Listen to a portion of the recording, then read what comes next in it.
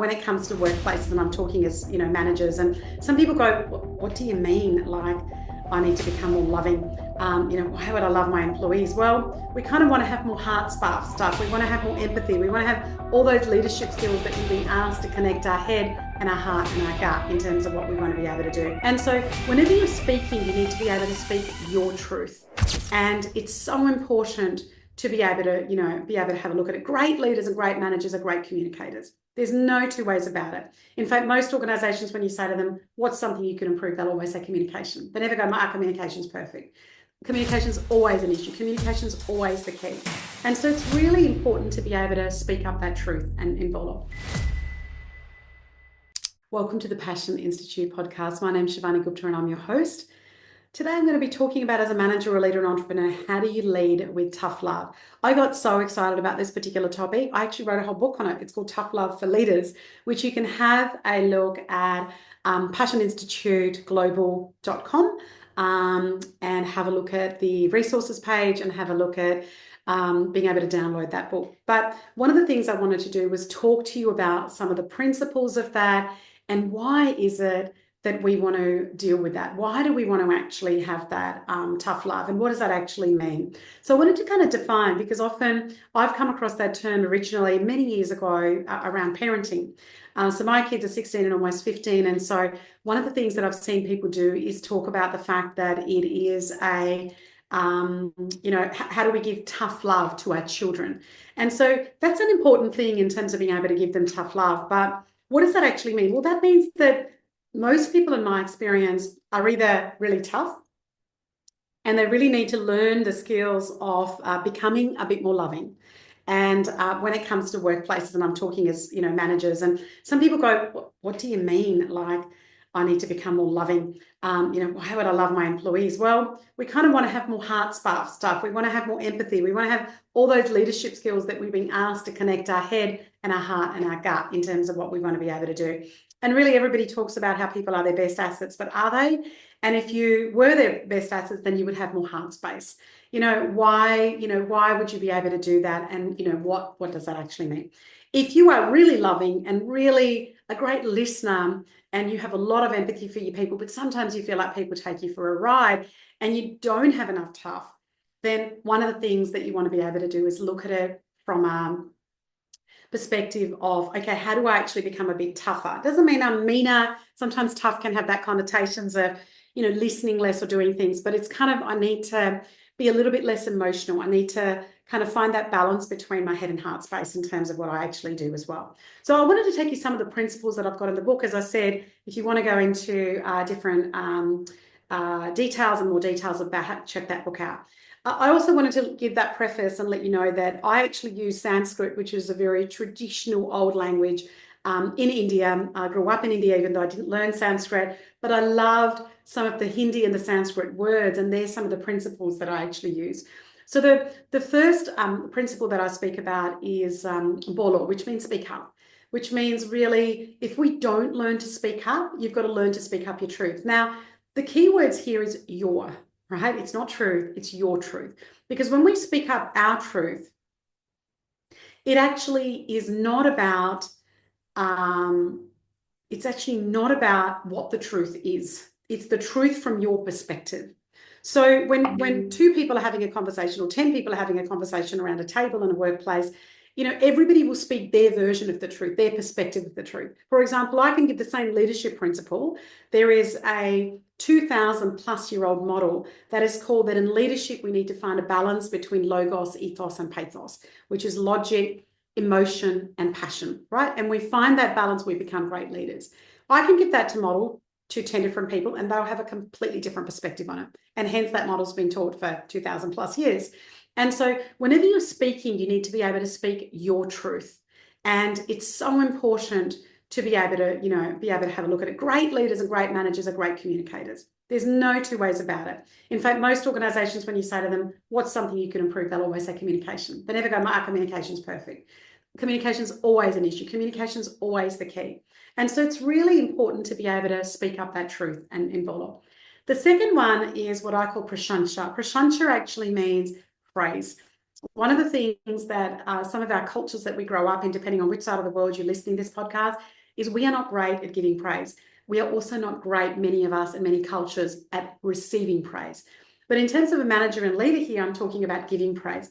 We want to be able to reinforce behaviors that are great. We want to be able to give formal feedback to people around direct and, redirect some of their behaviors and say, hey, you were doing this great. In my latest book, Getting Your People to Step Up, I talk about the fact that we need to catch people doing something right. That's the whole point of communication. And when we can give prashantsha or praise that is well-deserved, that is timely, that is real, so it's not this hot, fluffy stuff of saying, hey, great meeting. That's not prashantsha.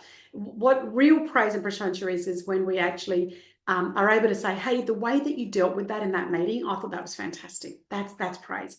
It's 10 seconds, it's 30 seconds, it's frequently done. And when we do that, we start to build up a really interesting culture in our businesses. The third principle around tough love that I wanted to speak about is Vinodha.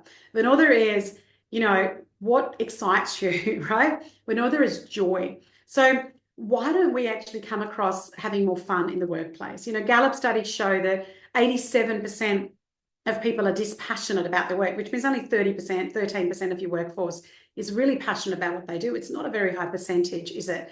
And so how can we actually get people more excited? How can we understand their passions more? How can we, really tap into people's natural abilities? Long days are gone where we used to say, that's your weakness in the workplace and you need to get better at it. Now we're actually saying, let's do strengths-based learning. So if you're really good at something, let's do more of the stuff that you're really good at rather than finding weaknesses like we do in our school systems, doing that. So workplaces are getting smarter at saying, how do we help you do that? How do we get you spending more of your day doing what you love? And one of the things that you want to do is have more fun in the workplace. The leaders that I had fun working with, I can think of my first job, a guy called John, who was one of the supervisors there. I am still in contact with him. People that are not fun, we never stay in contact with when we leave those workplaces. And it's not about having fun for fun's sake, but it's about creating fun and rapport with our people so they enjoy coming to work and we can have a conversation about it. The next principle I talk about, Vishwas. Vishwas means a faith. It means the fact that we actually need to believe in our people. I quote, partly because Gandhi had such an influence on my life growing up in India, I talk about ahimsa. Ahimsa is the belief that is rooted in a lot of cultures, which is about non-violence. How do we talk about non-violence either to animals or non-violence to women, but how do we have non-violence in our communication? How can we actually communicate without that? Because people always are looking for three things. People are always looking for someone to believe in, which is you, the leader, something to believe in, which is the vision, and someone to believe in them. That's what they're looking for. They really want to be there, most of them, when they're spending the hours that they do away from their families, away from other areas of their interest and love, to be there. So we want to be able to maximize that. The next principle I want to talk to you about is Samaya. It's about timing, and that timing is everything. And one of the things that we want to do is remove filters from our life. And when we get into the cadence and the rhythm of what we create and how we hold our meetings and how we link into the bigger stuff, that's where we actually create better time. And we become really aware of the time that we've got and what we've got to do in a day, in a week, in a month, or a year. And as the saying goes, we underestimate what we can achieve in a year and overestimate what we can achieve in the next month. So we load ourselves up and feel terrible because we haven't achieved what we set out to achieve. And then one of the things that happens is that we run out of time to do the things that really, really matter and that make us more effective. The next principle that I want to talk about is thappa. Thappa actually means slap, which doesn't sound like a great principle where you go, how can you talk about slapping employees in a book, Shivani? Well, I talk about the notion that there are people that frustrate us so much we do want to kind of, slap them. But talking about ahimsa and non-violence, what we want to do is kind of do silent slap. So when people aren't behaving very well, when they're having goes at each other, how do we actually do a silent slap? I remember my grandfather taught me that principle when I was about 5 or 6 years of age. I didn't really get it. And as I got older, he would repeat this principle. And he said, when people haven't treated you well, you don't always have to embarrass them so they get to save face in front of other people. But one-on-one, you need to let them know that that behavior is not okay. You need to bring that up with them, because without it, you're going to continue to have HR issues and people issues in your businesses. So yeah, how do you do that? How do you do it so you do it respectfully, but you still raise those challenging issues? The next chapter and the next principle I talk about is Dharma. Like, how do you actually, Dharma is actually what your purpose is. You know, are you leading your purpose? Do you know that the work that you're doing links into your purpose? Does it have to be your whole purpose? No, but does it link into your purpose, or does it give you the opportunities and the resources, whether it's money, time, energy, to be able to do stuff what you love? So some people say, look, I don't really love my work, but my work gives me a great income. I get to help people, but as from that income, I get to help my family. So they can link it into that Dharma and that bigger purpose in terms of why they exist. And the last principle I talk about there is asana. Asana is a word used in yoga.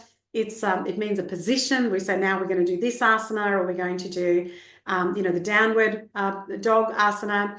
And so it's a pose or a position that we do that.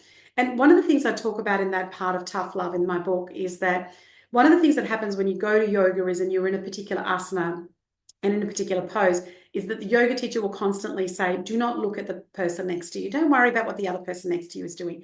Focus on your pose. Focus on your strengths. That may be a very easy pose for you. This might be a excruciating pose for you. But what you want to do is take yourself on the edge of comfort and discomfort. Not that you're in pain, but on the edge of discomfort. And I've always loved that from the yoga teachers and classes that I've been to over 20 years. And so I talk about in that is, how can we really work with our people to say to them, don't worry about what your colleague or other people are getting, unless there's an equity in pay, for example, which is an issue you can bring up. But stop focusing on other people. Focus on your position. Work out where you can learn best and grow. Get to the level of discomfort and comfort where you are, and really inviting our employees to take on different asanas and what they can do. So I hope that you got some things out of it. If you've got any questions, please let me know. Find where you are on the scale. And if you are very much towards love, let's go find in the middle, right? And if you're very much towards love, let's go and find in the middle. And so the idea is great leaders find the balance, and they also know when to step into love, and they also know when to step into tough. I hope this helped you. Please let me know your thoughts. Would love for you to take a moment to review and rate the podcast.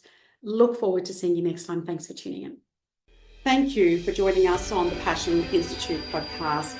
If today's episode sparked a new idea, or inspired you to maybe take some action, or helped you see a business in a new light, we would love to hear from you. Don't forget to subscribe. It really helps us present a great show. Leave a review and share this episode with other fellow entrepreneurs and leaders who also are ready to make an impact. Remember, passion is the fuel for greatness, and every step you take brings you closer to your vision. Keep dreaming big, leading with purpose, and making waves in the world. Until next time, stay passionate, stay inspired, and keep building your legacy. This is your host, Shivani, and signing on from the Passion Institute podcast. See you soon.